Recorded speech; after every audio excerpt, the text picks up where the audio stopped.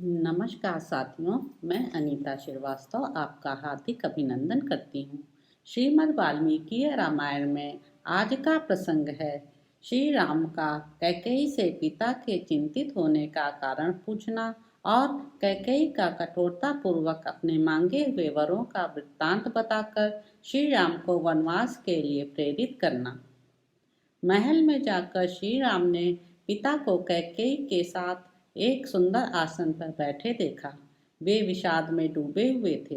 उनका मुंह सूख गया था और वे बड़े दयनीय दिखाई देते थे। निकट पहुंचने पर श्री राम ने विनीत भाव से पहले अपने पिता के चरणों में प्रणाम किया। उसके बाद बड़ी सावधानी के साथ उन्होंने कैकेयी के चरणों में भी मस्तक झुकाया। उस समय दीन दशा में पड़े हुए राजा दशरथ एक बार राम ऐसा कहकर चुप हो गए। उनके नेत्रों में आंसू भर आए, अतः वे श्री राम की ओर न तो देख सके न उनसे कोई बात ही कर सके।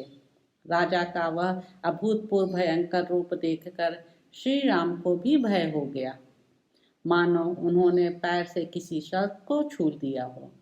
राजा की इंद्रियों में प्रसन्नता नहीं थी। वे शोक और संताप से दुर्बल हो रहे थे।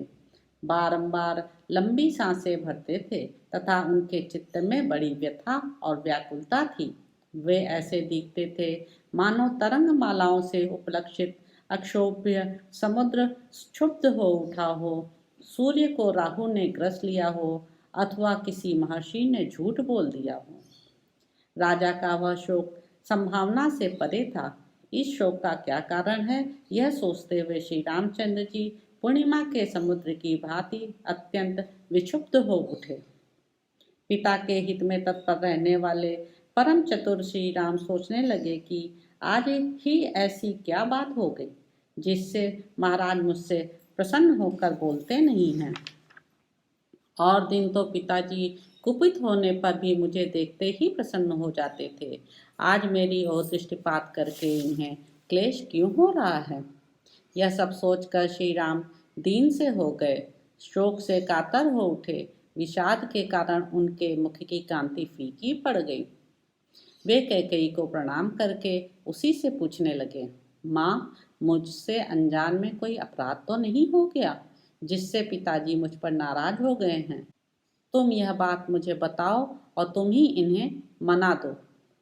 ये तो सदा मुझे प्यार करते थे, आज इनका मन अप्रसन्न क्यों हो गया।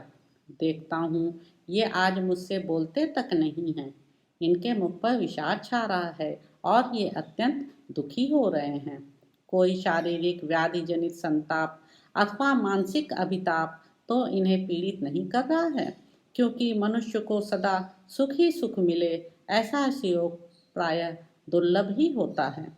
प्रिय दर्शन कुमार भरत, महाबली शत्रुघ्न अथवा मेरी माताओं का तो कोई अमंगल नहीं हुआ है। महाराज को असंतुष्ट करके अथवा इनकी आज्ञा न मानकर इन्हें कुपित कर देने पर मैं 2 घड़ी भी जीवित रहना नहीं चाहूँगा। मनुष्य जिसके कारण इस जगत में अपना प्रादुर्भाव देखता है, उस प्रत्यक्ष देवता पिता के जीते जी वह उसके अनुकूल बर्ताव क्यों न करेगा। कहीं तुमने तो अभिमान या रोष के कारण मेरे पिताजी से कोई कठोर बात नहीं कह डाली जिससे इनका मन दुखी हो गया है। देवी, मैं सच्ची बात पूछता हूँ, बताओ किस कारण से महाराज के मन में आज इतना विकार है। इनकी ऐसी अवस्था तो पहले कभी नहीं देखी गई थी। महात्मा श्री राम के इस प्रकार पूछने पर अत्यंत निर्लज कैकेयी बड़ी ढिठाई के साथ अपने मतलब की बात इस प्रकार बोली, राम, महाराज कुपित नहीं हैं और न इन्हें कोई कष्ट ही हुआ है। इनके मन में कोई बात है जिसे तुम्हारे डर से ये कह नहीं पा रहे हैं। तुम इनके प्रिय हो, तुमसे कोई अप्रिय बात कहने के लिए इनकी जबान नहीं खुलती, किंतु इन्होंने जिस कार्य के लिए मेरे सामने प्रतिज्ञा की है उसका तुम्हें अवश्य पालन करना चाहिए। इन्होंने पहले तो मेरा सत्कार करते हुए मुझे मुंह मांगा वरदान दे दिया और अब ये दूसरे गंवार मनुष्यों की भांति उसके लिए पश्चाताप करते हैं। ये प्रजानाथ पहले मैं दूंगा ऐसी प्रतिज्ञा करके मुझे वर दे चुके हैं और अब उसके निवारण के लिए व्यर्थ प्रयत्न कर रहे हैं। पानी निकल जाने पर उसे रोकने के लिए बांध बांधने की निरर्थक चेष्टा करते हैं। राम, सत्य ही धर्म की जड़ है, यह सत्पुरुषों का भी निश्चय है। कहीं ऐसा न हो कि ये महाराज तुम्हारे कारण मुझ पर कुपित होकर अपने उस सत्य को ही छोड़ बैठें। जैसे भी इनके सत्य का पालन हो वैसे तुम्हें करना चाहिए। यदि राजा जिस बात को कहना चाहते हैं वह शुभ हो या अशुभ, तुम सर्वथा उसका पालन करो तो मैं सारी बात पुनः तुमसे कहूँगी। यदि राजा की कही हुई बात तुम्हारे कानों में पड़कर वही नष्ट न हो जाए, यदि तुम उनकी प्रत्येक आज्ञा का पालन कर सको तो मैं तुमसे सब कुछ खोल कर बता दूंगी। ये स्वयं तुमसे कुछ नहीं कहेंगे। कैकेयी की कही हुई यह बात सुनकर श्री राम के मन में बड़ी व्यथा हुई। उन्होंने राजा के समीप ही देवी कैकेयी से इस प्रकार कहा, अहो धिक्कार है देवी, तुम्हें मेरे प्रति ऐसी बात मुंह से नहीं निकालनी चाहिए। मैं महाराज के कहने से आग में भी कूद सकता हूँ, तीव्र विष का भी भक्षण कर सकता हूँ और समुद्र में भी गिर सकता हूँ। महाराज मेरे गुरु, पिता और हितैषी हैं, मैं उनकी आज्ञा पाकर क्या नहीं कर सकता। इसलिए देवी, राजा को जो अभीष्ट है वह बात मुझे बताओ, मैं प्रतिज्ञा करता हूँ उसे पूर्ण करूँगा। राम दो तरह की बात नहीं करता है। श्री राम सरल स्वभाव से युक्त और सत्यवादी थे। उन्होंने बात सुनकर अनार्या कैकेयी से अत्यंत दारुण वचन कहना आरंभ किया। रघुनंदन, पहले की बात है, देवासुर संग्राम में तुम्हारे पिता शत्रुओं के बाण से बिंध गए थे। उस महासमर में मैंने इनकी रक्षा की थी। उससे प्रसन्न होकर इन्होंने मुझे 2 वर दिए थे। राघव, उन्हीं में से एक वर के द्वारा तो मैंने महाराज से यह याचना की है कि भरत का राज्याभिषेक हो, और दूसरा वर यह मांगा है कि तुम्हें आज ही दंडकारण्य में भेज दिया जाए। नरश्रेष्ठ, यदि तुम अपने पिता को सत्य प्रतिज्ञ बनाना चाहते हो और अपने को भी सत्यवादी सिद्ध करने की इच्छा रखते हो तो मेरी यह बात सुनो। तुम पिता की आज्ञा के अधीन रहो। जैसी इन्होंने प्रतिज्ञा की है उसके अनुसार तुम्हें 14 वर्षों के लिए वन में प्रवेश करना चाहिए।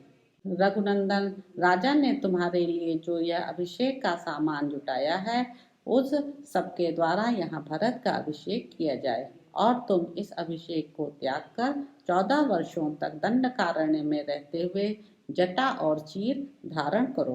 कौशल नरेश की इस वसुधा का जो नाना प्रकार के रत्नों से भरी पूरी और घोड़े तथा रथों से व्याप्त है, भरत शासन करें। बस इतनी सी ही बात है। ऐसा करने से तुम्हारे वियोग का कष्ट सहन करना पड़ेगा, यह सोचकर महाराज करुणा में डूब रहे हैं।